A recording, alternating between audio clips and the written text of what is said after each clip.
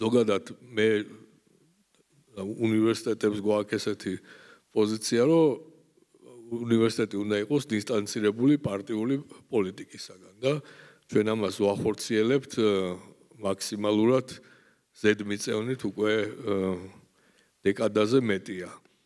მაგრამ ამასვე მოველით, ასე ვთქვათ, სხვა მოთამაშეებისგან განათლების სფეროში მე დამჩა შთაბეჭდება, რომ ეს არის უფრო პარტიული პოლიტიკა უმაღლესი განათლების ვიდრე რაღაც ის ინსტიტუციის რეფორმა, იმიტომ რომ ნუ აი წავყვები ახლა ნაწილ და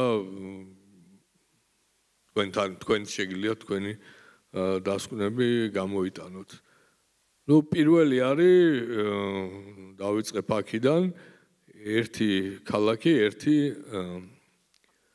ფაკულტეტი, ხო? ეს ეფუძნება იმ დათქმას, რომ ჩვენ კარგად გვეცოდინება რა მოთხოვნა არის რაღაც პროფესიებზე და იმის მიხედვით გავაკეთებთ სახელმწიფო დაკვეთას და ნუ დაპირება ესეთი, რომ ფულს დავაყრით პირდაპირ.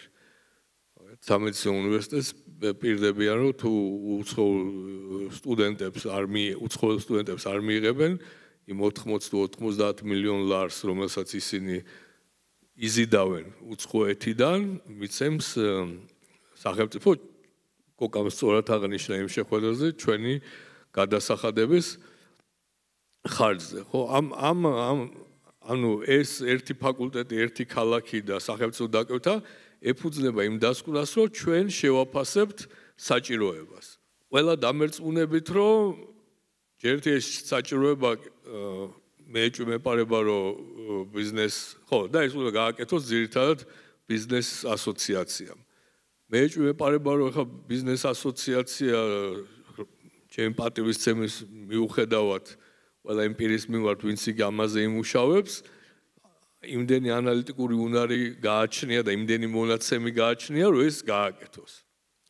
მაგრამ ეს ერთი მხრივ ეხლა კი არ უნდა გაკეთდეს, უნდა გაკეთდეს მაგალითად 10 წლის შემდეგ რა მოთხოვნა, 20 წლის შემდეგ რა მოთხოვნა. ეხლა აი ამ ტექნოლოგიური ცვლილებების კვალობაზე თუ ვინმე შეუძლია ეს გამოიცნოს, ხო? ნუ მე ვურჩევ, რომ ფეხბურთის ანგარიშებზე დადოს და უფრო უცებ ასე ვთქვათ მიიღებს შედეგს, ხო? ამის გამოცნობა შეუძლებელია. ეხლა ჩვენ რო უკან გადავახვიოთო, თქვათ 2005 წელს ვიღაცას გამოეცნო 2025 წელს რა მოთხოვნა იქნებოდა, ხო? აი 10 წენა იქნებოდა ფუნდამენტური, ხო? იმის მერე ქვეყანამ გაიარა, რა ვიცი, 1000 კატაკლიზმა, ხო? ზოგი ასე ვთქვათ შიდა, ზოგი გარე, კოვიდი, ასე შემდეგ, ხო? პლუს ტექნოლოგიები იცვლება ესე სწრაფად. ჩვენ 20 წლის შემდეგ რა იქნება? ეხლა მაგის ვარაუდს ვერ გავაკეთებთ. ერთადერთი რაც ამის საპირისპიროა ვენდოთ, ასე ვთქვათ, ახალგაზრდების ინტუიციას, რომ მათ აირჩიონ, მათ გააკეთონ ფსონი. მათ დადონ ფსონი და გააკეთონ ის არჩევანი, რაც მათ უნდათ. და სწორი გონიათ. კი, შეცდომები იქნება, მაგრამ ეს არ იქნება მასობრივი შეცდომები, ხო?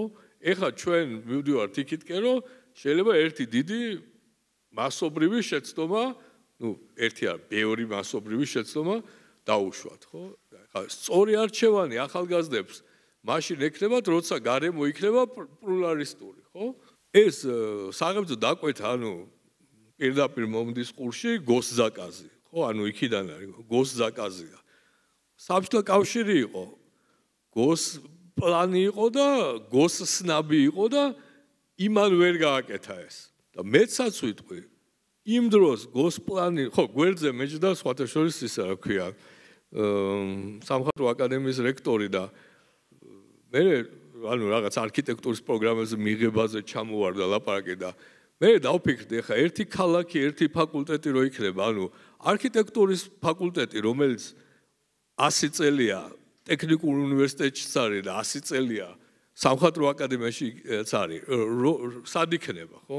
ნუ მე ხა ეჭვი მაქვს, რომ ტექნიკურ უნივერსიტეტში იქნება, მაგრამ ანუ ეს 100 წლიანი ტრადიცია უნდა წაიშალოს, ხო? ეხლა ჩემზე კარგად შეიძლება ბევრს ახსოვდეს, მაგრამ ახალგაზრდებს შეიძლება ესე წარმოედგინათ, რომ საბჭოთა კავშირის პირობებშიც კი ქალაქ თბილისში იყო ფაკულტეტების არჩევანი. წირი, მაგრამ არჩევანი. ეხლა აი ამ არაგეგმიური ეკონომიკის პირობებში, თავისუფალი ბაზრის პირობებში, გარდატეხის პირობებში არსებული ტექნოლოგიების კვალობაზე ეს როგორ უნდა გამოვიცნოთ, ხო? შეუძლებელია, ხო? ეს დაუძლეველი ამოცანა, განწირულია დიდი შეცდომების მიმართ და თუ კი ეხლა, რა ვიცი, ბაზრის ჩავარდნები არსებობს, ბაზარს აქვს უნარი, რომ თავის ჩავარდნები გამოასწოროს და აი ეს სახელმწიფო პოლიტიკის ჩავარდნებს არა აქვს უნარი, რომ საკუთარი თავი გამოასწოროს და ეს ძალიან ხანგრძლივი, ჩემი აზრით, დაღი იქნება სისტემაზე. გასაგებია, რომ არის პრაქტიკა, განსაკუთრებით ისე ტექნიკურ და პრაქტიკა ტევად დარგებში, რომ სამწლიანი ბაკალავრიატი იყოს, ხო? შვენიერი, ანუ რაღაც ესეთი შესაძლებლობა საქართველოშიც გაჩნდა, მაგალითად ბიზნეს ადმინისტრირებაში, რომ სამწლიანი ბაკალავრიატი იყოს და ძალიან კარგი, ხო? მაგალითად ჩვენ ხო, გადავწყვეტეთ, რომ არ გქონდეს სამწლიანი ბაკალავრიატი, იმიტომ რომ თვლით, რომ რაღაც იმ ხარისხის განათლება და იმ მოცულობის, რომელიც ჩვენ გვინდა, 3 წელიწადში შეუძლებელია. აქაც ახლა რატო არ უნდა იყოს ალტერნატივები, ხო? ახლა ფუნდამენტურ მეცნიერებებში ძალიან მიჭირს, რომ წარმოვიდგინო 3 წლიანი ბაკალავრიატი, ხო? მე მაგისტრატურა 1+1 ახლა მე არ მგონია, რომ, რა ვიცი, ალბათ ბევრი დამეთანხმებით, რომ ესე მექანიკურად შეიძლება მაგისტრატურის აწყობა, რომ მოდი პირველი კურსი პრაქტიკული მაგისტრატურა იყოს და მე თუ რაღაცა სადოქტორო დაცვა უნდა, მე დავუმატოთ თეორიული. ეხლა ესე მათემატიკურად არ ემატება ეს, ხო? სხვა პროგრამა უნდა იყოს, ხო? იყოს კი ბატონო 1 წლიანი მაგისტრატურების რაღაც სფეროებში უნივერსიტეტები შეხედავენ, სად უნდათ, სად არ უნდათ, მათ შორის მოთხოვნას და მოლოდინებსაც ნახავენ მომავალი მაგისტრატების და გაკეთდება, ხო? ეს რატო უნდა იყოს? ეხლა როგორც ვხდები უალტერნატივო, მაგასაც ვერ ვხვდები. ნუ, აქ ხა ასეთ რთულ პირობებში მე ვიმოქმედებდი ჰიპოკრატეს ფიცის პრინციპით, რომ პირველი არის რომ არ ავნო. ხო? ჯერ დარწმუნდი რომ არ ავნებ და მე დაიწყე კურნალობა, როცა ამაში დარწმუნდები და ეხლა პირიქით არის მგონი მდგომარეობა.